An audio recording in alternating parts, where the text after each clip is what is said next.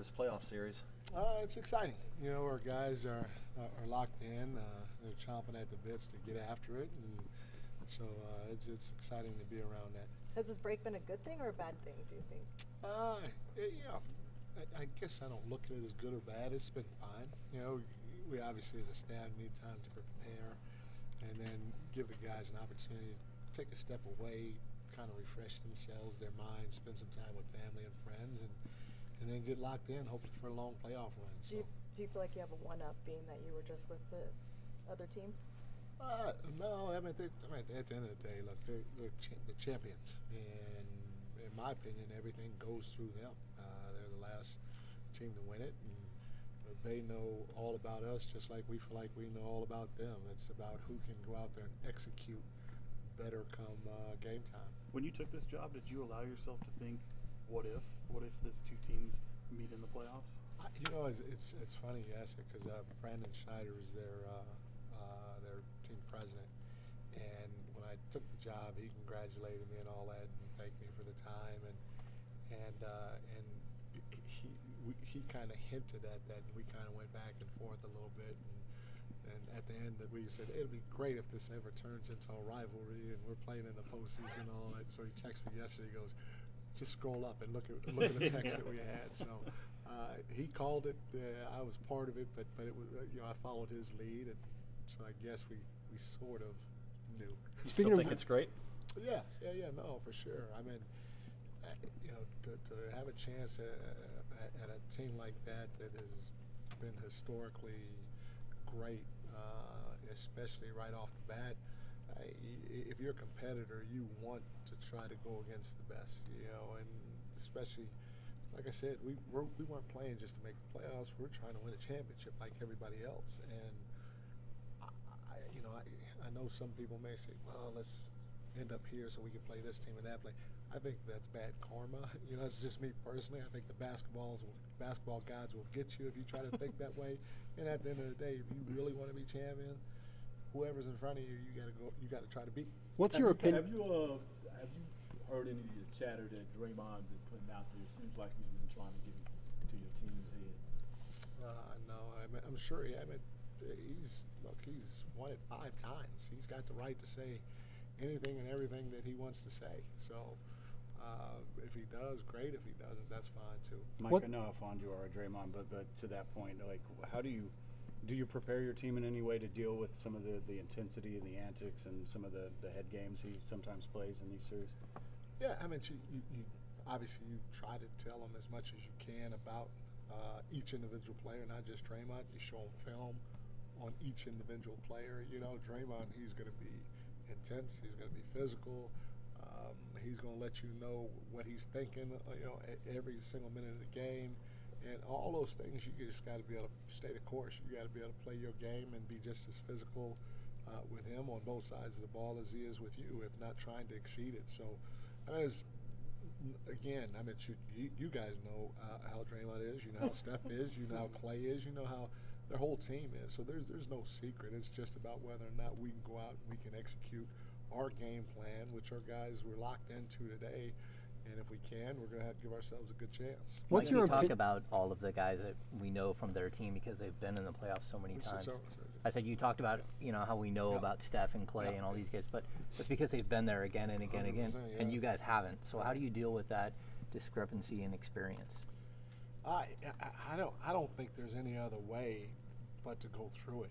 You prepare your team as best you can, and you talk to them about the experiences that you've had as a coach and as a player, and you lace them up. You lace them up, and you go out there and you get through it. As we all know, there's no better teacher than experience. But you can talk until you're blue in the face. You can watch film until you're blue in the face. You can drill it until you're blue in the face.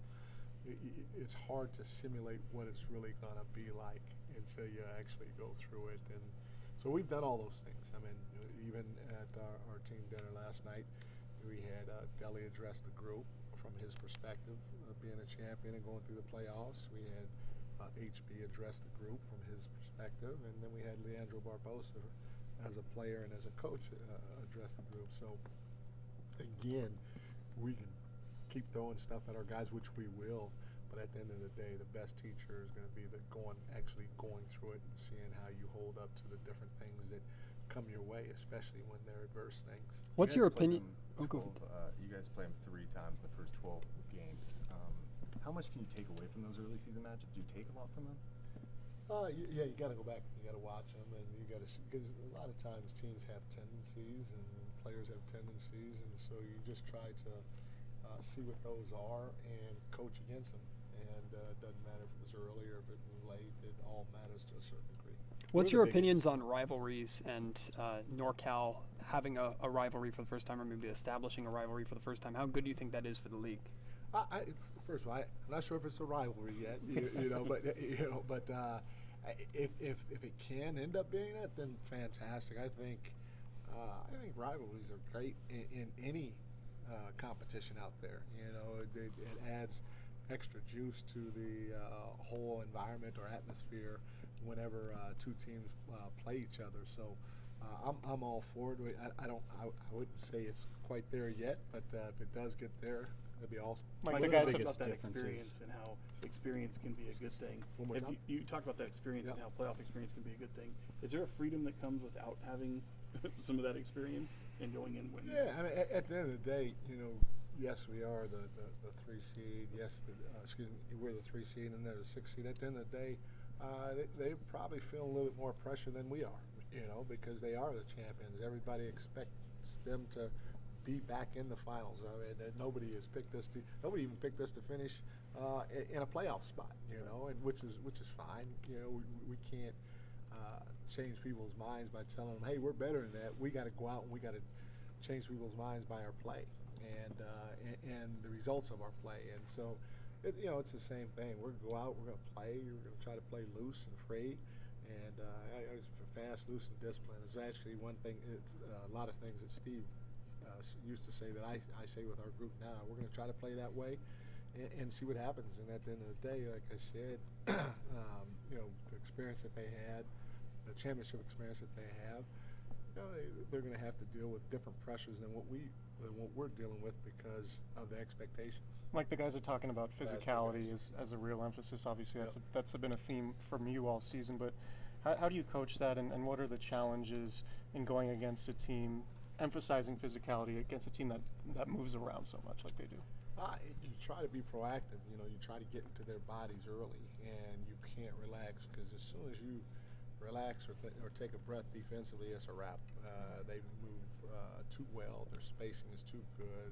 They have great passers, and so you have to be in tune for 24 seconds of the shot clock on the defensive side of the ball. And part of that means that you have to dictate the direction that these guys are going by getting into their bodies.